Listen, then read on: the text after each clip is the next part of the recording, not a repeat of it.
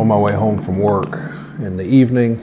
I was unfortunate enough to have someone turn in front of me. The impact was immediate and full speed, 45 miles per hour. I thought I did everything correctly. I called Land Rover America to find out who they recommended to repair the vehicle. They sent me to a shop in Charlotte. His vehicle was repaired at another shop prior to him contacting us. One of the biggest concerns he had is that if he held his steering wheel straight, the vehicle didn't go down the road straight. Each time I would go over a pothole, a bump in the road, obvious metal on metal, clanking sound noises. Once we looked at the vehicle, it didn't take very long for us to notice that there were major issues. Michael invited me over to the shop at K&M and was able to show me some of the issues that me not being a mechanic would have never known to even look for. What we noticed in our initial visual inspection of the vehicle was that the gap from the door to fender on the driver's side of the vehicle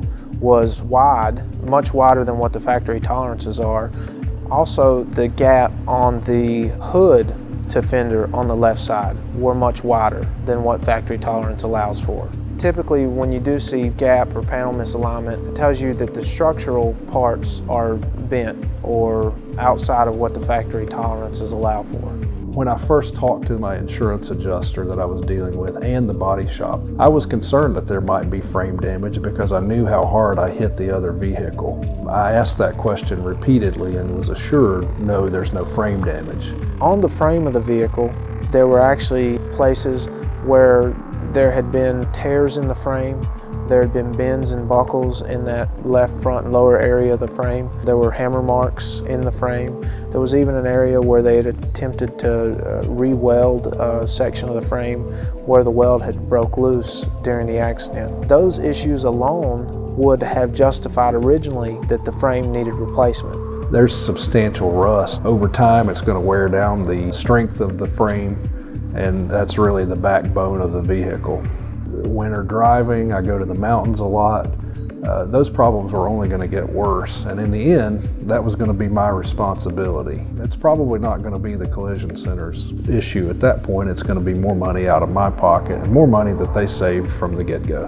The front structure of the vehicle had shifted pretty significantly, in fact, to the right. When you've got a structure that is not aligned properly or bent, everything changes. The way it crushes in an accident changes, which sets off a chain reaction of events that ultimately affect how the airbags may or may not deploy.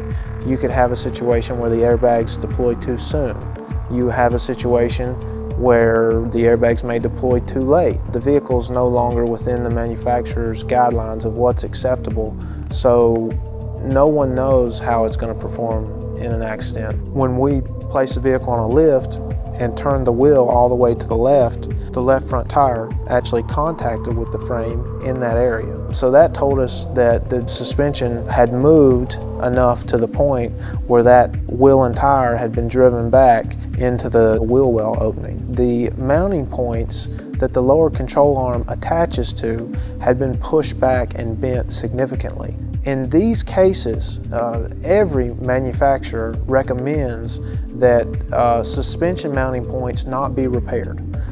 They are to be replaced. Some manufacturers, you can actually replace the suspension mounting points separately.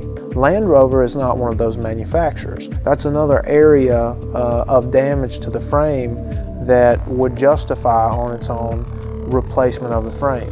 One of the reasons that the frame on this vehicle was not replaced is, had it been replaced, it would have been a total loss. Initially, when I spoke with the insurance adjuster, I was surprised at how high they valued my vehicle. What I found to be true at the end was that it was simply an inflated number. Ultimately, the reason that, in my opinion, that this was done was for the profitability of both the insurance carrier and the repair shop. It basically boils down to a decision of, do we want to fix this car, or do we want this car to be a total loss and we're not going to get to make any money? The problems that I now know existed were obvious to anybody that would work in a body shop. They may not be obvious to me, but anybody that's in this profession would know that they did poor work and that they were sending an unsafe vehicle back on the highway.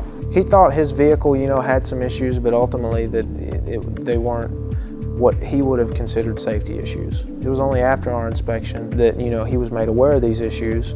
At that time, he became pretty angry. The biggest concern to me was really liability.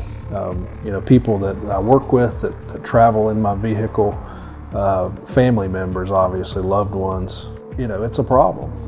Not only for the folks that were riding with me, but the folks that were riding around me. There's a lot of times where a dealership may own a body shop or may make a recommendation of a certain body shop, but that body shop that they own or recommend actually hasn't even been through the factory certification process that the manufacturer provides. Currently, we're certified by 13 manufacturers. This ranges anywhere from Audi all the way to General Motors and Honda, Volkswagen. We're even certified by Porsche, one of the few shops in the country that have received Porsche certification. I'm really glad that I found K&M. With the runaround that you get from the carrier, with the runaround you get from the body shop, Michael has been able to contact the insurance carrier, the at-fault insurance carrier, and really take a lot of that burden off of me. I think all consumers should have every vehicle post-repair inspected after any type of major repairs. For anyone who's been in a traffic accident, I would encourage a post-repair inspection to make sure that the vehicle has been repaired back to factory specifications safely, both for yourself, your family, your friends, and the folks that you're sharing the highway with.